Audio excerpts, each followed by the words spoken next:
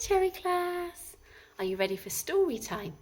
Snuggle in then, get nice and comfy wherever you might be, and let's look at our book.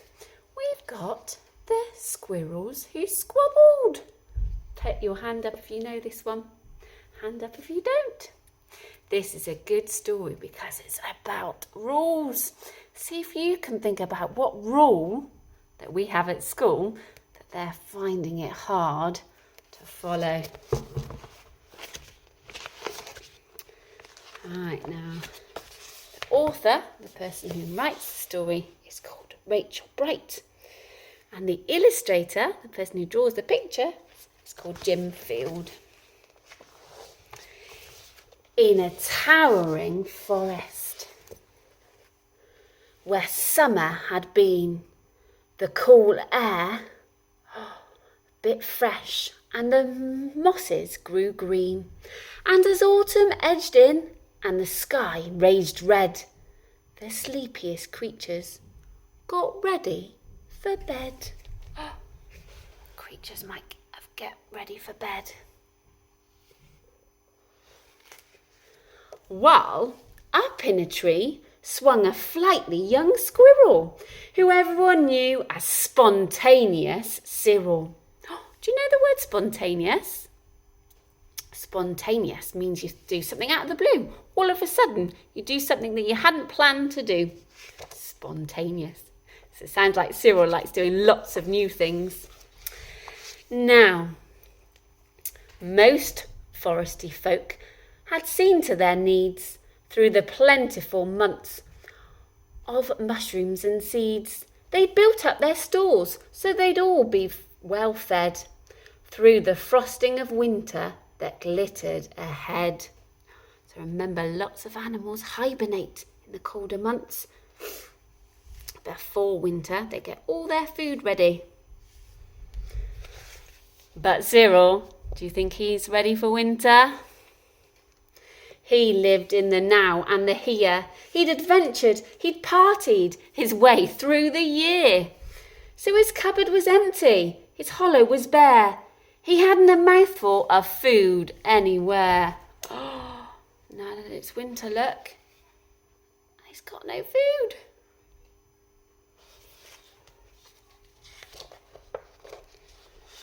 But wait! What was that? Over there. Take a look. Have you spotted something that he might want to eat? A single lone pine cone wedged in a nook. He squealed with delight, and for very good reason, for inside were the very last nuts of the season. Oh. Thinks he's in luck. What do you think? Do you think it will be his? Could it be somebody else's? But Cyril wasn't alone. There were more hungry eyes. Yes, plan ahead Bruce had his sights on the prize. What do you think plan ahead means? Plan ahead means when you think about something in advance, you think of something before. So Bruce is very good at knowing that it's winter coming and he has to get all his food ready. Though he'd gathered a mountful of bounty hard fought, Bruce was convinced he was one pine cone short. Do you think he really needs that pine cone? Look at all that food that he's got stored. I simply must have it, he wistfully cried, as he dreamt of the fresh, juicy pine nuts inside. So, as Cyril set off on his way to the ground, Bruce, he was also last pine cone bound. They sprinted and scurried with no time to gamble. They scratched at the bark in their scampering scramble. Oh, can you see on the trunk? They're both climbing it to try and get to that last pine cone. But their panic and haste shook the tips of the spruce, and the pine cone, it trembled, and then it came loose. Uh-oh. Both squirrels gave chase at a lightning pace. This was the start of a wild, nutty race. The bear's trying to catch up with that pine cone. "It's mine," shouted Squirrel. "No, mine," hollered Bruce. "You don't stand a chance. Give it up. It's no use." "I'm hungry," cried Cyril. "This cone is not yours." "Stay back," shouted Bruce. "This cone is for my stores." Oh dear. Have you thought about what rule they're not good at following? One that we're really good at following at school. That's right. They're not thinking about how they could share it. They're both just squabbling over it. They want it all for themselves. It boinged over bushes and flew through the air. It binged on the nose of a slumbering bear. It bounced over boulders, then came to a... Where do you think the pine cone's going to land? Have a look. Stop! It's on the edge of a cliff. Then teetered and wobbled and quivered and plop. Uh-oh. It's landed in the water. What do you think they're going to do now?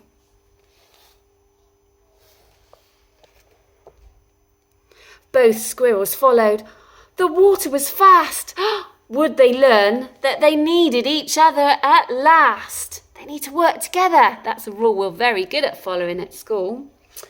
But each was intent on how he could win, so they didn't quite notice that there was a bird sweeping in. What's the bird going to do? Think he's going to take the pine cone? Is he going to take the squirrels? Cyril and Bruce, they watched in dismay as their cone disappeared. Up, up and away. "Come back," shouted Cyril. "There are nuts," explained Bruce. But all hope was gone. It was simply no use. Can you see? A bird flying away with their pine cone. And meanwhile, they drifted right up to the ledge. Greed, it was driving them. Oh, gosh, look. Over the edge. Oh.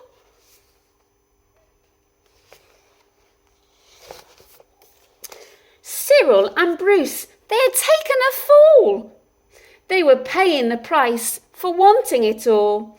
They'd squandered their chances to team up and share.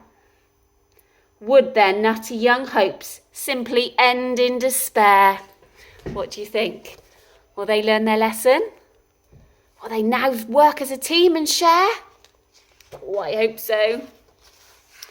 Bruised and bedraggled, they swept past dry land. Cyril grabbed at a branch with a trembling hand. Catching Bruce with the other, he heaved and he huffed and dragged him to safety with panting and puffs. They stared at the sky, quite lost in deep thought, until Bruce looked at Cyril and... What do you think? Let out a snort. Can you do a snort? "How silly we are," he proclaimed, all a jiggle. "How greedy I've been," spluttered Bruce with a giggle. "We shall change from today. May the squabbling cease." So if it ceases, it stops. "We should celebrate, seeing we're both in one piece."